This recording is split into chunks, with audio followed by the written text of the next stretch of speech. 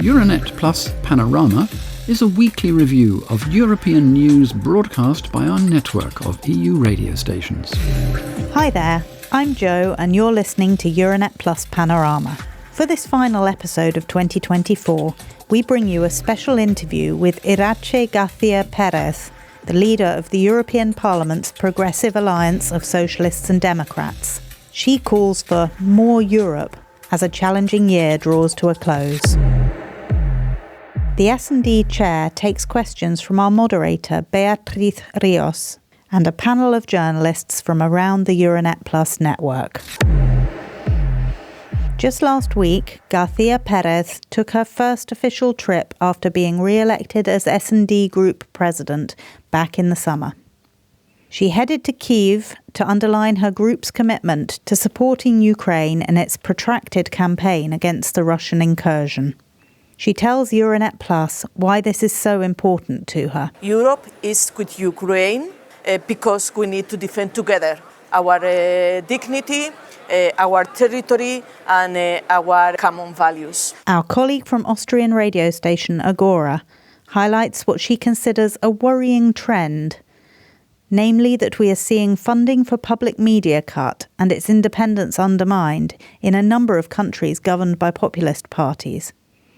This, she points out, runs counter to the principles underpinning the European Act on Media Freedom, and is particularly concerning given that at the same time Russia is reportedly increasing its media funding. In this context, asks Neja, how can we hope to win the fight against disinformation? If we're willing to spend more money on weapons for Ukraine, should we not also be providing financial support for independent media outlets? If we want to defend Ukraine, we have to do it in a different perspective. Financial support, military support, humanitarian support and support for the reconstruction. This is very clear and we are insisting how important it is to increase the budget for defense, but at the same time our group, the Social Democrat group, has very clear that to increase our budget about defense cannot mean to reduce our budget in other important policies like public media, like traditional policies, cohesion policy, agriculture policy, digital or environment policy. On the subject of disinformation, Florin at Radio Romania points out that in Romania, and elsewhere in Europe, far-right and pro-Russian parties have won a lot of votes in recent elections. Many people hold the traditional parties responsible for this, not only for not putting up a sufficiently robust fight against disinformation, but also for not addressing citizens' real everyday concerns. But how much responsibility is the S&D leader willing to accept? Of course, the traditional political forces always have a responsibility. I understand that we can have a responsibility and we need to do something better, our work to improve the people's life. But at the same time, we cannot ignore that others are trying to destroy everything that the traditional political forces did it during the past. Could be better? Of course, always could be better. But it's important to stop the interferences, to stop those who want to be in the politics to destroy the European values. So, what can she and her more centrist colleagues do to help reverse this trend? We know that the extreme right has more power when the inequality is a reality in our societies. And for this reason, it's important to have this type of debate about the resources, about the social policy. The pillar social right is essential. And what we cannot do is to put more money in weapons, reducing the money for the social policy. And this is our position as a group. We want to increase the social dimension, the social policies. We need to increase our strategic in industry and economic to improve our competitiveness, but we cannot do it reducing the social rights, reducing the workers' rights. Sky journalist Mariana presses her a little more on this point. How can we ensure that economic progress goes hand in hand with social justice, equality and solidarity? We have to continue working, for example, with one directive with a minimum income. This is something important. We need to continue working in the social pillar rights. It's essential, it's a key element for us to discuss about the investment in the European Union. We need to invest more and better, and we need more resources. Indeed, the more challenges there are, the more money is required, insists García Pérez. And the EU needs to find ways of increasing its so-called own resources. We need resources to support those who have more needs. Those who have more needs to put more on the table to redistribute. It's arguably not been a great year for the Social Democrats, with many of the red lines the group set for approving the new Commission breached, not to mention the general shift to the right in European politics.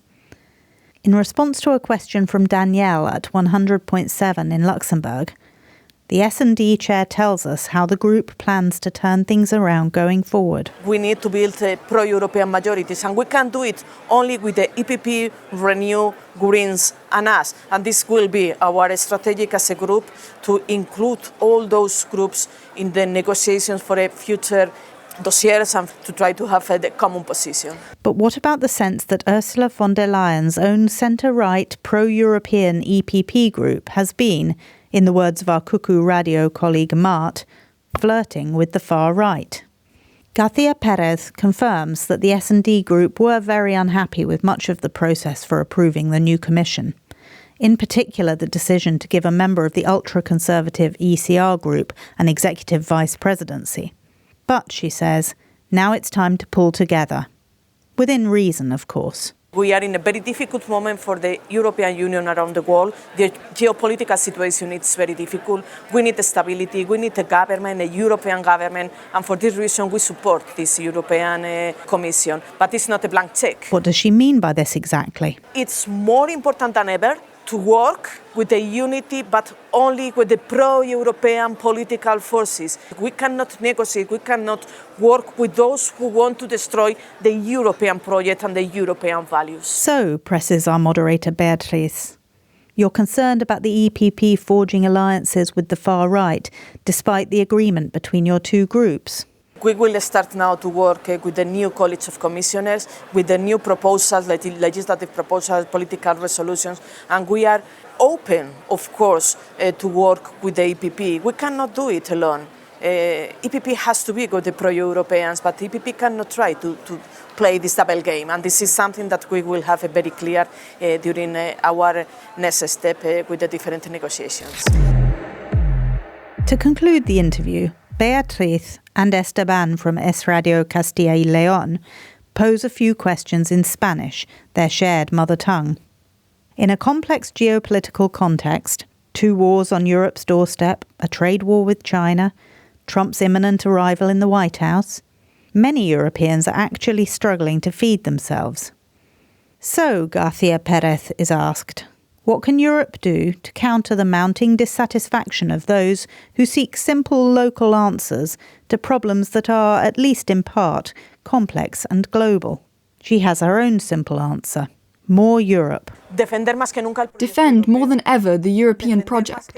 Defend more than ever everything that has united us and everything that has made us progress. Do not go backwards. Do not go back on the steps we have taken to build Europe. The S&D leader acknowledges that there is a hill to climb, but firmly believes that the EU has a positive and constructive role to play on the global stage. Europe needs to modernize its economy. It has to modernize its industry. But it has to do this from a position of respect for our environment and our planet.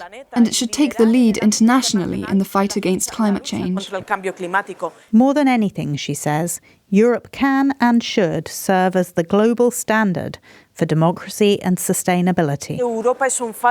Europe is a beacon to many who believe in democracy, who believe in the rule of law, and who believe in fairer and more environmentally friendly development.